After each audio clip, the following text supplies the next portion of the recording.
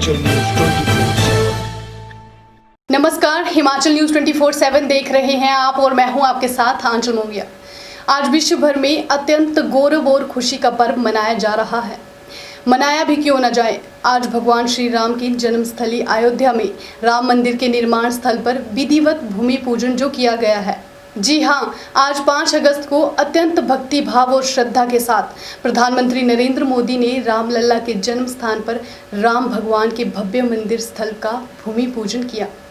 भगवान श्री राम इस देश की आस्था और श्रद्धा का मुख्य केंद्र है। सैकड़ों वर्ष के कठिन और जटिल मामले का आज हल हो रहा है। लंबे समय से चल रहा राम मंदिर का संघर्ष आज पूर्णता की ओर बढ़ रहा है। 5 अगस्त को हमारी पीढ़ी उस सपने को पूर्ण होते हुए देखेगी, जो हमारे लिए अत्यंत गौरव की बात है। इस गौरव को प्राप्त करने के लिए सैकड़ों वर्षों तक लंबा संघर्ष करके हिंदू समाज ने इस सपने को पूरा होने की परिकल्पना की थी। वे सपना आज पूरा हो गया है। आप सभी को इस अवसर की हार्दिक बधाई है। श्रद्धा के अथाह सागर भगवान श्री राम की जन्मभूमि पर राम मंदिर निर्माण के उपलक्ष्य पर आज के दिन समूचे देश में आमजन द्वारा दीपमाला करके अपनी खुशियों को प्रकट किया जा रहा है। हर घर में साए मिट्टी के दीपकों को जलाया जाएगा। प्रधानमंत्री मोदी के भूमि पूजन कार्यक्रम में शिरकत के पश्चात ये क्षण अतुलनीय और ऐतिहासिक क्षणों में शुमार किए जाएंगे। आइए साहब, मंदिर निर्माण की इस ऐतिहासिक बेला पर अयोध्या के राम मंदिर और अयोध्या के प्राचीन इतिहास पर भी एक संक्षिप्त सी नज़र दौड़ाते हैं। अयोध्या को भगवान श्री राम के पूर्वज विवस्थान अर्थात सूर्य भगवान के पुत्र वैवस्वत मनु ने बसाया था। तभी से इस नगरी पर सूर्यवंशी राजाओं का राज महाभारत काल तक रहा। यहीं पर प्रभु श्री राम का दशरथ के महल में जन्म हुआ था। महर्षि वाल्मीकि ने भी अपने रामायण में जन्मभूमि की शोभा एवं महत्ता की तुलना दूसरे इंद्रलोक से की है। धन धान्य व रत्नों से भरी हुई अयोध्या नगरी की अतुलनीय छटा एवं गगनचुंबी इमारतों के अयोध्या नगरी में होने का वर्णन भी महर्षि वाल्मीकि की रामायण में मिलता है।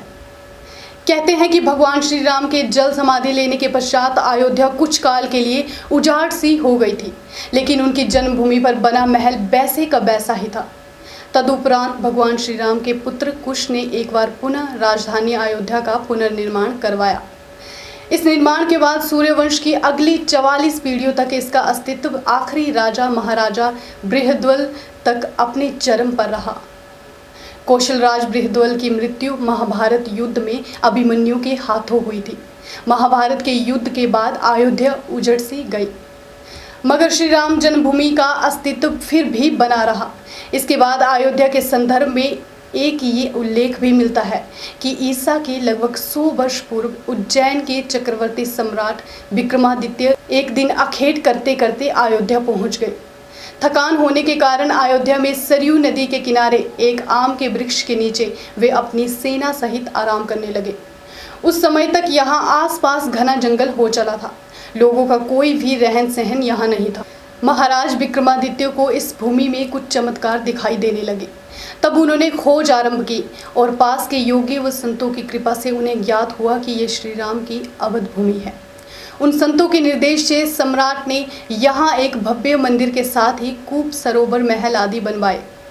कहते हैं कि उन्होंने श्री राम जन्मभूमि पर काले रंग के कसोटी पत्थर वाले 84 स्तंभों पर विशाल मंदिर का निर्माण करवाया था। इस मंदिर की भव्यता देखते ही बनती थी।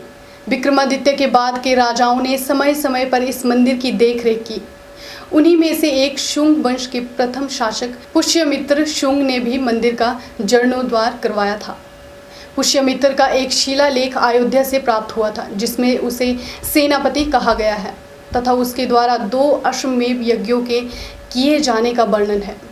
उनके अभिलेखों से ज्ञात होता है कि गुप्त वंशीय चंद्रगुप्त द्वितीय के समय और तत्पश्चात काफ़ी समय तक अयोध्या गुप्त साम्राज्य की राजधानी थी। गुप्तकालीन महाकवि कालिदास ने अयोध्या का रघुवंश में कई बार उल्लेख किया है। फिर यहाँ पर 7वीं शताब्दी में चीनी यात्री हेंत्सांग आया। उसके अनुसार यहाँ 20 बौद्ध मंदिर थे तथा 3000 भिक्षु रहते थे और यहाँ हिंदुओं का एक प्रमुख और भव्य मंदिर भी था, जहाँ रोज हजारों की संख्या में लोग पूजा अर्चना और दर्शन करने आते थे। साहब, इसके बाद ईसा की 11वीं शताब्दी में कन्नौज नरेश जयचंद आया तो उसने मंदिर का सम्राट विक्रमादित्य के प्रशस्तित शिलालेख को उजाड़कर अपना नाम लिखवा दिया। पानीपत के युद्ध के बाद जयचंद का भी अंत हो गया। इसके बाद भारतवर्ष पर आक्रांताओं का आक्रमण और बढ़ गया। आक्रमणकारियों ने काशी मथुरा के साथ ही अयोध्या में लूटपाट की और पुजारियों की हत्या कर मूर्तियां तोड़ने का क्रम जारी रखा। लेकिन 14वीं सदी तक वे अयोध्या में राम मंदिर को तोड़ने में सफल नहीं हो पाए।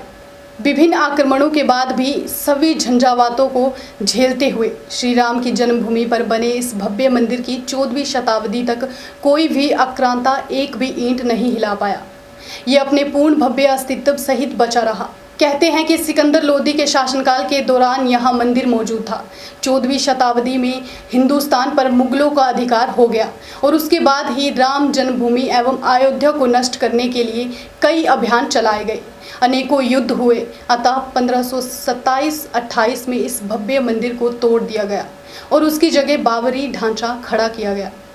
कहते हैं कि मुगल साम्राज्य के संस्थापक बाबर के एक सेनापति ने बिहार अभियान के समय अयोध्या में श्री राम के जन्मस्थल पर स्थित प्राचीन और भव्य मंदिर को तोड़कर एक मस्जिद बनवाई थी, जो 1992 तक विद्यमान रही।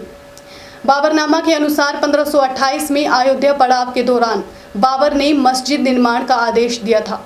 अयोध्या में बनाई गई मस्जिद में खुदे 2 संदेशों से इसका संकेत भी मिलता है। इस मंदिर को बचाने के लिए भारत के हजारों नहीं अपितु लाखों हिंदुओं ने अपने प्राणों की आहुतियां अर्पित की है। अनेकों संघर्ष हुए, तब जाकर आज ये खुशी की बेला आई है। आइए आज की इस मंगल बेला पर हम भी अपने घरों में मिट्टी के दीपक जलाकर उसी प्रकार की खुशियों का इजहार करें, जैसे भगवान श्री राम के 14 वर्ष के वनवास काटने के पश्चात अयोध्या वापस आने पर अयोध्या वासियों ने किए थे। हिमाचल न्यूज़ 24/7 के लिए चंबा से अजीम आलम की रिपोर्ट।